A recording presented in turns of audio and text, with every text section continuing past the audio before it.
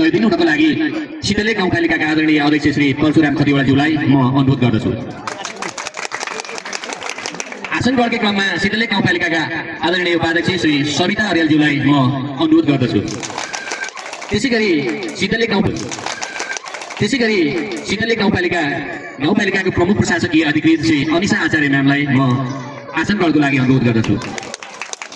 यसै क्रममा सिटले गाउँपालिका शिक्षा शाखा प्रमुख नवराज पुरी सरलाई म आसन ग्रहणको लागि अनुरोध गर्दछु।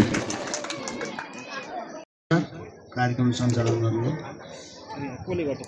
आज यस गाउँपालिका अध्यक्षसँग सबै वडामा आमा समूहहरूको अन्तर्क्रिया कार्यक्रममा रहनुभएका सिटले गाउँपालिकाको उपाध्यक्ष समिता अर्यालज्यू, सिटले गाउँपालिकाको प्रशासकीय अधिकृत अनिशा आचार्यज्यू, त्यसै वडाको आमा समूहसँग अन्तर्क्रिया कार्यक्रमका सभाध्यक्षज्यू, त्यस्तै गरी पालिका उपाध्यक्षज्यू, प्रमुख प्रशासनिक अधिकृतज्यू, सम्भवतः लाग्छ यसपालिको कार्यक्रम, यसपालिको बजेट सभा सम्भवतः आमाहरू प्रति नै केन्द्रित हुन्छ भन्ने म आशा गर्न चाहन्छु। अधिकारहरूमा धेरै आमा समूहले त्यस्तो बजेट माग्नु भएको थियो, त्यही अनुसार बजेट विनियोजन पनि भएको थियो। यो 2 नम्बर वार्डमा भन्दा अरू वार्डमा सानो सानो रकम मात्रै होइन, प्रदेशबाट 50 सलाङ 4 नम्बर वार्डको फुर्सानी टाढा आमा समूह भवनलाई प्रदेशबाट 50 लाख रुपियाँ पैसा विनियोजन भएर आयो, तर त्यो पैसा काम गर्न सकेन, फर्केर गयो।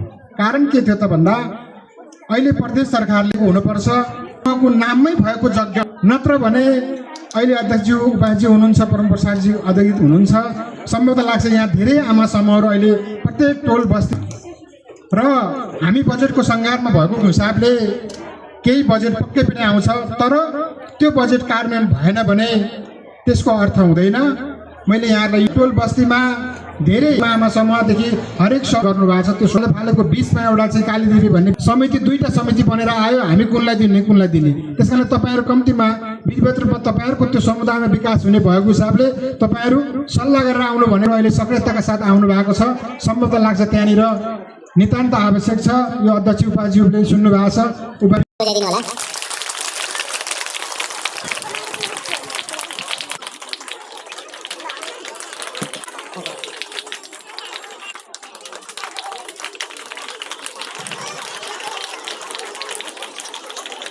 अबको क्रममा म सिद्धबाबा आमा समूह खका अध्यक्ष सीता रोकालाई आफ्नो सम्मान, यसै क्रममा म सिर्जना आमा समूहका अध्यक्ष रिम्की मगरलाई अगाडि सम्मान पत्र ग्रहण गरिदिनुको लागि अनुरोध गर्दछु।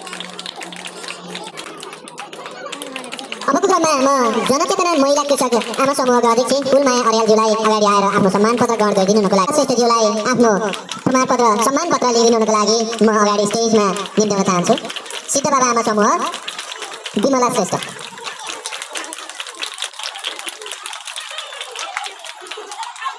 यति बेला म पोखरी आमा समूहका अध्यक्ष लली गुरुङज्यूलाई अगाडि आएर यो सम्मान पत्र ग्रहण गरिदिनुको लागि,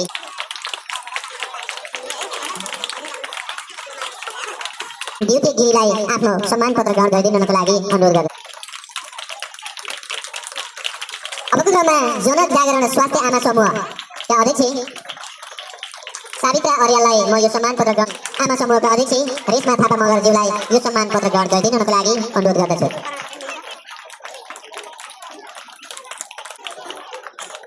हाम्रो समूहवृद्धि आमा समूह रहेको छ। हाम्रो समूह धेरै मात्रै सामानहरू जोडेका छौँ, मासिक बचत गर्ने, मासिक बचतबाट अनि विदेशीहरू आउने दाजुभाइ आमाबाट, अनि हामीले चाहिँ विकास गरेको भनेको थोरै पदअनुसारको उहाँहरूलाई पनि सबैलाई नमस्कार, शिक्षिकाहरूलाई उहाँहरूलाई पनि नमस्कार। भाइ बहिनी, म महिला जनचेतना कृषक समूहबाट म फुलमाया गर्ने जसले चाहेको छ उसैलाई ऋण चलाउने गरेका छौँ। अनि त्यो सहयोग हामीले माग्न नसके हो कि नपायो, अहिलेसम्म हामीले केही सहयोग पनि छ। हाम्रो सन्तानहरूलाई पनि यो कुरा थाहा होला, त्यो च्याउ खोलाबाट भोटे खोलाबाट अनि वाडाबाट पाल्नु भएका सरलाई पनि मेरो धेरै नमन छ। अब अतिथिहरूलाई म त त्यति जान्दिनँ,